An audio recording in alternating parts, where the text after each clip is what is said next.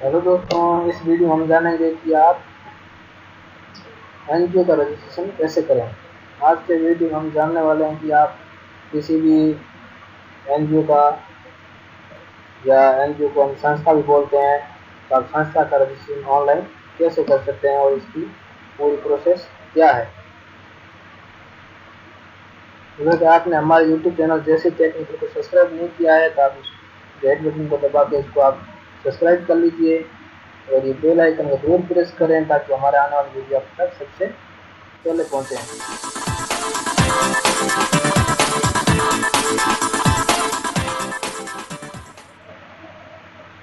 नमस्ते दोस्तों, मैं उमेश स्वागत करता हूं आपके अपने यूट्यूब चैनल जैसी टेक्निकल में। दोस्तों, आज हम जानने वाले हैं कि आप किसी संस्था या एनजीओ का रजिस्ट्रेशन आप ऑनलाइन कैसे करें और उसके लिए आपको क्या क्या डॉक्यूमेंट की जरूरत पड़ेगी। तो चलिए दोस्तों शुरू करते हैं। दोस्तों, एनजीओ का रजिस्ट्रेशन करने के लिए आपको सबसे पहले तो एक 21 मेंबर के आधार कार्ड, उनके पैन कार्ड ये आपके पास होना जरूरी है। उसके बाद में आपको एनजीओ का एक नियमावली, एक उद्देश्य, ये आपको किसी कोर्ट में जा करके वहाँ पे जो भी दाई आईटी बैठे हैं उनसे जाके ये तैयार करवाना होगा। आप उनको जाके ये बोल दीजिए कि हमको एक एनजीओ बनानी है, तो उसके लिए आप हमें फॉर्मेट तैयार करके दे दीजिए। और फॉर्मेट कैसा होता है मैं अभी आपको वो भी बता दूंगा।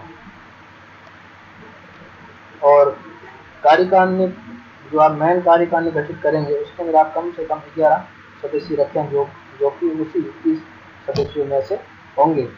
यानी टोटल तो आपके 21 हो जाएंगे और मेन कार्यकारिणी में 11 हो जाएंगे, तो मतलब टोटल मिलाकर 21 हो जाएंगे। तो वो सब प्रोसेस आज हम इसमें जानेंगे। और एनजीओ रजिस्ट्रेशन करने के लिए सबसे पहले आपके पास में BRN नंबर होना बहुत जरूरी है। उसके बिना आप एनजीओ, कोई भी स्कूल, कोई भी संस्थान जो भी है आप रजिस्ट्रेशन नहीं करवा सकते हैं। अगर आप राजस्थान में एनजीओ रजिस्ट्रेशन करवा रहे हो तो आपके पास बी और BRN नंबर होना अनिवार्य है। BRN नंबर यानी बिजनेस रजिस्ट्रेशन नंबर।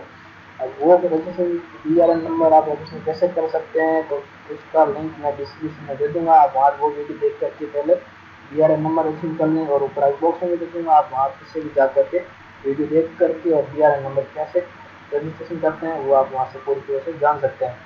और उसके लिए आपके पास में एक SSO ID का होना भी जरूरी है। SSO ID के अंदर आप कैसे रजिस्ट्रेशन करें वो भी लिंक मैं डिस्क्रिप्शन में दे दूंगा। तो दोस्तों, सबसे पहले हम तो देख लेते हैं कि अपने एनजीओ का फॉर्मेट कैसा होना चाहिए।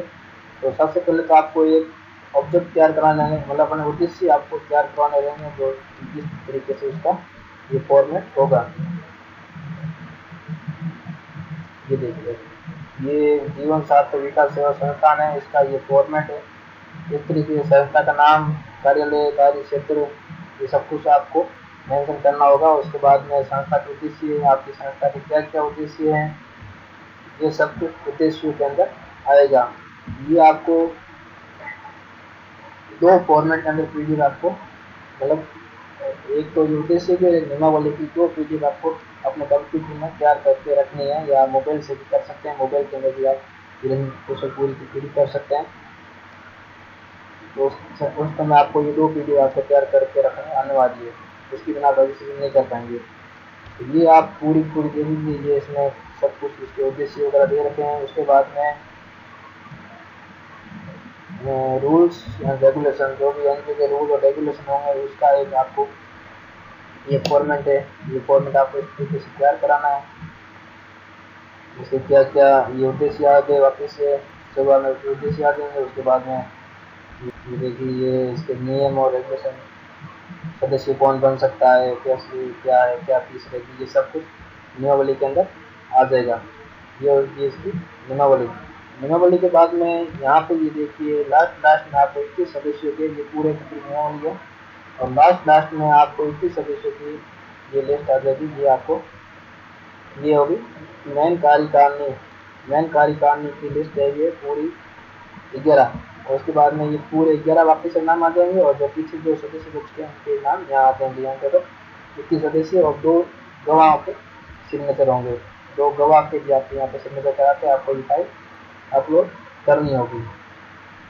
तो ये तो होगी एनजीओ के अंदर क्या क्या डॉक्यूमेंट चाहिए। और उसके बाद में एनजीओ का रजिस्ट्रेशन हम कैसे करेंगे अब इसके बारे में जानेंगे। तो दोस्तों इसके लिए सबसे पहले आपको एक SSID बनानी है। SSID बनाने के बाद उसमें आप लॉगिन हो जाइए। मैं लॉगिन हो चुका हूँ। तो उसके बाद में अगर आपके पास BRN नंबर नहीं है तो ये देखिए बिजनेस रजिस्ट्रेशन नंबर दे रखा है, तो आप यहाँ जाकर इस पर क्लिक करके आप बिजनेस रजिस्ट्रेशन ले सकते हैं। उसके बाद में ये आगे सोसाइटी रजिस्ट्रेशन, तो आपको यहाँ सोसाइटी रजिस्ट्रेशन में क्लिक करना है। ये मैंने पहले क्लिक किया, इसके ऊपर शो कर रहा है। अगर आपके यहाँ शो नहीं कर रहा है तो आप यहाँ नीचे नीचे आपको यहाँ पे ये शो करेगा, यहाँ पे S के ऊपर ये शो करेगा, यानी जो S की सीरीज है वहाँ पर आपको ये मिल जाएगा। तो यहाँ कहीं पे आपको ये मिल जाएगा, ये S की सीरीज है, यहाँ पे आपको मिल जाएगा ये, तो टेंशन में जरूरत नहीं है। यहाँ पर आप जाके ये सोसाइटी रजिस्ट्रेशन के ऊपर क्लिक करेंगे। जैसे आप सोसाइटी रजिस्ट्रेशन पर क्लिक करेंगे ये डिपार्टमेंट, ये जोधपुर सहकारी विभाग से राजस्थान की जो भी सोसाइटी होती है वो जोधपुर सहकारी विभाग से रजिस्ट्रेशन होती है जोधपुर जिले की। तो यहाँ से आप ये न्यू रजिस्ट्रेशन के ऊपर आप क्लिक कीजिए। जैसे आप ये आप देखिए दो ऑप्शन आ गए। यहाँ पर आपको आप यहाँ हम NGO की बात कर रहे हैं, संस्था बनाने की बात कर रहे हैं, तो आपको 9085 के ऊपर क्लिक करना होगा। ये सोसाइटी रजिस्ट्रेशन नेम के जो भी सोसाइटी वो 9085 के अंतर्गत रजिस्टर्ड होती है। तो यहाँ पर आपको इसके ऊपर क्लिक करना है। इसके ऊपर जैसे आप क्लिक करेंगे तो ये आपसे BRN नंबर मांगेगा, आप यहाँ से BRN नंबर डाल दीजिए अपना, जो भी आपका BRN नंबर है। यहाँ पे आप वेरीफाई के ऊपर क्लिक कीजिए। उसके बाद में आपके पास में फॉर्म ओपन हो जाएगा, फॉर्म भर दीजिए। और सबसे ध्यान देने वाली बात, जो भी आप संस्था का नाम रखें तो वो नाम आपको BRN नंबर रजिस्ट्रेशन करते वक्त वहाँ पर मेंशन करना है, क्योंकि ये जो नाम है ये नाम सीधा वहीं से आ रहा है। इसके बाद में आप यहाँ पे इसमें कोई चेंजेस नहीं कर पाएंगे। और इसके बाद में अगर आपने गलत नाम डाल दिया तो चेंज करने के लिए आपको जोधपुर जाना पड़ेगा सहकारी विभाग के अंदर, वहीं से ही चेंज होगा।